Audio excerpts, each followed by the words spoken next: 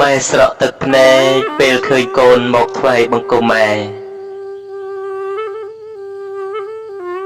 សប្ដងម៉ែស្រក់ទឹកភ្នែកព្រោះម៉ែឈឺចុកចាប់ដែលកូនធ្វើបែបចិត្តម៉ែកូនមិនស្ដាប់ម៉ែតែពេលនេះម៉ែស្រក់ទឹកភ្នែកព្រោះម៉ែរំភើបចិត្តដែលឃើញកូនទាំងឡាយថ្វាយបង្គំម៉ែម៉ែញ័រអស់ដៃជើងដោយការត្រេកអររហូតទឹកភ្នែកម៉ែហូរទប់មិនឈ្នះ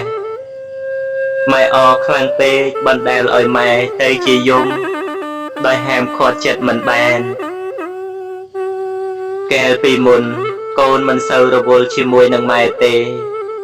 ទាំងចិត្តគំនិតទាំងកាយវិការហាក់ដូចជាប្រងើយកន្តើយ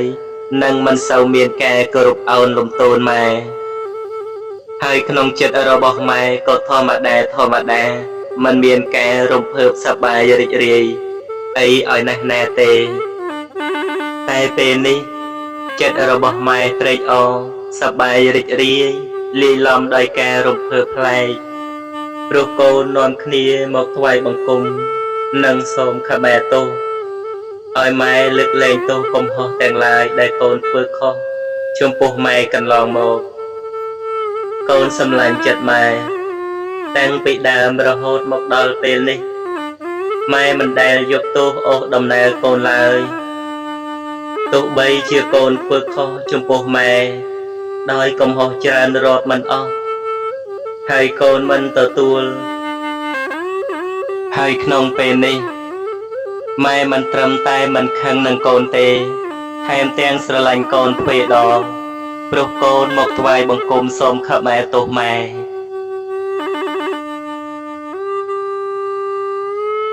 ពពករសាត់ផាយផាត់ទៅឆ្ងាយយ៉ាងណាចិត្តម្ដាយហាក់ស្រ័យកង្វល់ទុកសោករសាត់បាត់ទៅតាមខ្យល់សេចក្តីខ្វាយខ្វល់អំពុលគ្មានឡើយព្រោះពេលនេះណាកូនដឹងកំហុសម៉ែលែងរងគ្រោះព្រោះកូនទៀតហើយម៉ែត្រេកអរណាស់ម្ចាស់ថ្លៃត្រានត្រើយដឹងទេកូនអើយម៉ែអររហូតយំម៉ែស្រក់ទឹកភ្នែកជ្រែកភ័ក្រផ្ទួនពេលម៉ែឃើញកូនស្ងួនថ្វាយបង្គំម៉ែអរខ្លាំងណាស់រហូតម៉ែយំទ្រូងម៉ែអួលងំរំភើបចិនដា